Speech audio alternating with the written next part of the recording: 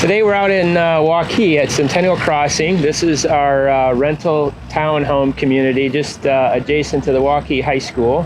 And we've got our trade partners from Beisser Lumber today, Kim Beisser and Dennis Oder with me. So thanks guys for coming out. Well, thanks for having us. Thank you, Casey. We're going to talk a little bit about the lumber market and lumber pricing today. I thought maybe just to kick us off, this project behind us, lumber's going up today. Just give us an idea of where it's from. Where's the lumber come from? How long ago was it cut? How long ago was it harvested and things like that?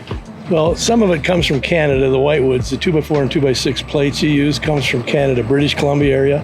And then the furs that you use come out of Oregon, Washington, and Idaho usually. And Okay. this probably was harvested, I'd say the end of last year, first of this year. But with the COVID thing, the mills cut back production and laid off people thinking that the housing market was not going to happen. So it has happened, and so that's where we're at. So it's pretty quick turn. Yeah, It's not like yeah. the lumber's been sitting on the ground for a long time. So there's a lot of volatility in pricing right now. We all know that, a lot of uncertainty. What are some of the factors that are driving that? We know about COVID, and I think there's some other natural disaster types of things that have Right. driven some of that. I think COVID probably was the biggest factor that some of the mills did, curtail and slow down, and the business didn't, and that created a demand for product, and that's when you've seen the price increasing starting.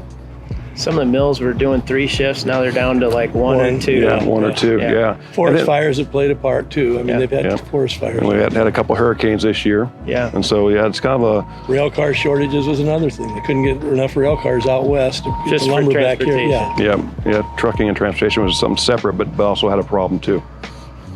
So there's a lot of speculators. People, some of our stakeholders, some of us have Googled lumber pricing. I think that's a common thing to do right now, and people see the pricing tailing off, flattening or dropping. Give us an idea of what that means and how does that translate into the pricing that we're paying today for lumber? Well, you've heard a lot about the futures market. And on the futures, they trade 2x4 whitewood only. That's the only thing they trade is 2x4 whitewood. And so it had its volatility earlier on. And then it got crossways or behind the cash market. The cash market went up, the futures was going down the opposite way for a while. And then the futures started going up here a few months ago, and then that's when everybody said, well, that's what's the future is. And then all of a sudden here comes your cash market. Cash market is up 120% since April. It's come back off 20%, but it's still up 100%. And it's starting to come back down a little bit. We're starting to see some weakening in the prices. And it'll take a while before people like you would see the drop, because we got still cars coming from 6 weeks ago. Sure. That we've ordered 6 weeks ago. It's not even here yet at the higher prices. So we have to get that inventory in, move it before we can start purchasing that lower inventory, that lower priced inventory.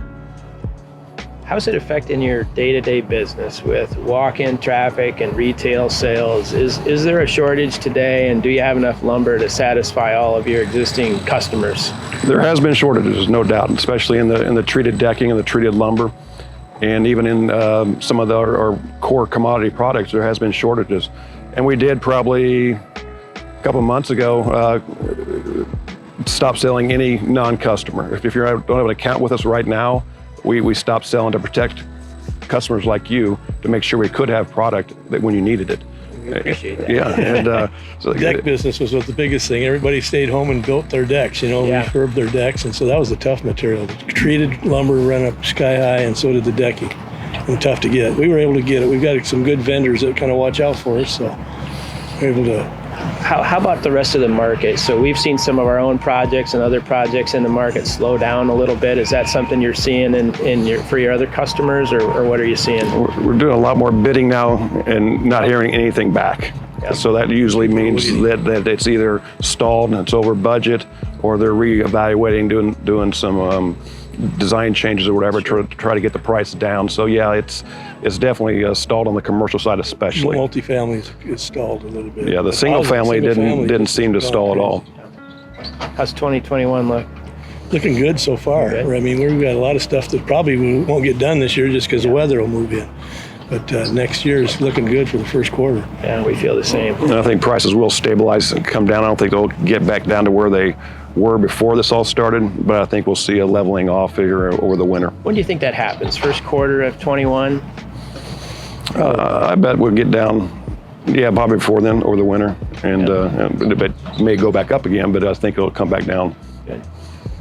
You guys have been great trade partners with us for years, if not decades, so we appreciate you coming out, and thanks for your insight. Yeah, thanks Well, for your thank you. business. Thank We you for your appreciate business. it. Thank you. Thank you. You betcha.